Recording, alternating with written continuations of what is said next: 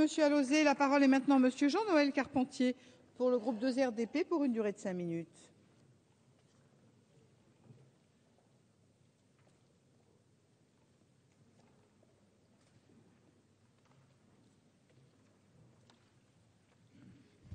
Merci Madame la Présidente, Mesdames, Messieurs les ministres, chers collègues.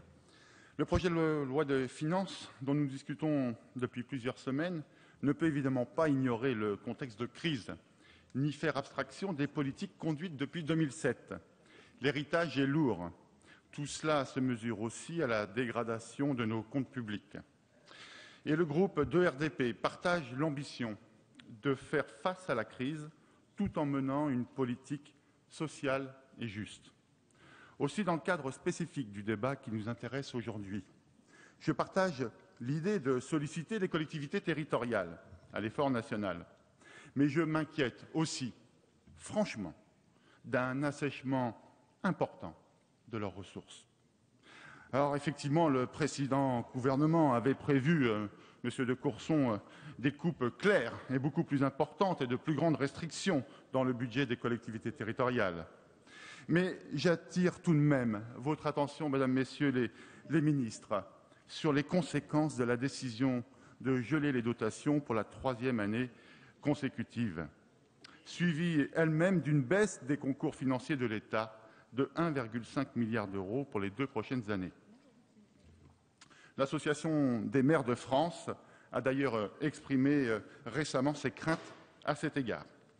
J'ajoute à tout cela que le financement du pacte de compétitivité annoncé par le Premier ministre sera également supporté pour une grande part par les collectivités locales qui souffrent déjà largement des conséquences de l'abandon de la taxe professionnelle par l'ancienne majorité.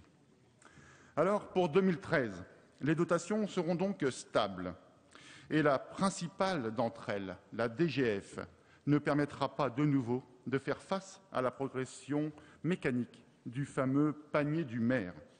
Au final, le gouvernement a lui-même, messieurs, dames les ministres, souligné que l'effort réel demandé aux collectivités s'élèvera cette année à plus de 400 millions d'euros.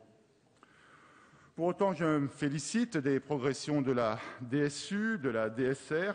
Pourtant, tout le monde le constate, celles-ci paraissent insuffisantes pour toutes les communes dites fragiles.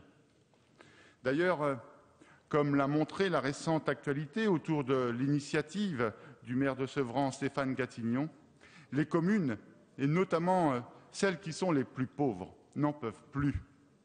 Les aides d'exceptionnalité elles-mêmes ne peuvent plus suffire alors que leurs habitants, dans un contexte de crise, ont besoin d'être épaulés. Et nombreux sont les maires de constater qu'à force de tailler dans le vif, l'os n'est pas loin. Alors bien sûr, la question d'une meilleure répartition des richesses sur le territoire se pose. Elle est essentielle à mes yeux. Et force est de constater que le saupoudrage ne suffit plus.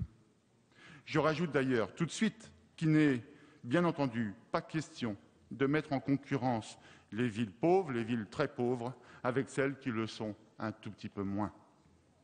Il faut, de mon point de vue, mettre fin à certains égoïsmes locaux qui perdurent et par lesquels nous voyons bien qu'il existe des collectivités territoriales qui s'assoient jalousement sur leur coffre-fort et qui passent leur temps à vouloir le protéger et surtout de ne rien partager. Il faudra donc, Mesdames, Messieurs les ministres, je crois, à l'avenir, engager une péréquation beaucoup plus efficace et beaucoup plus ferme de la part de l'État. Plus largement, ce malaise exprimé par les communes dites pauvres est, de ce point de vue, assez symptomatique des difficultés que rencontrent bon nombre de collectivités territoriales. Pourtant, chacun s'accorde à reconnaître qu'elles participent à l'effort d'investissement public, qu'elles stimulent l'économie de nos territoires et qu'elles sont souvent, d'ores et déjà, malheureusement, devenues le dernier carré de l'action publique après la disparition des services publics nationaux ou encore l'apparition des déserts médicaux.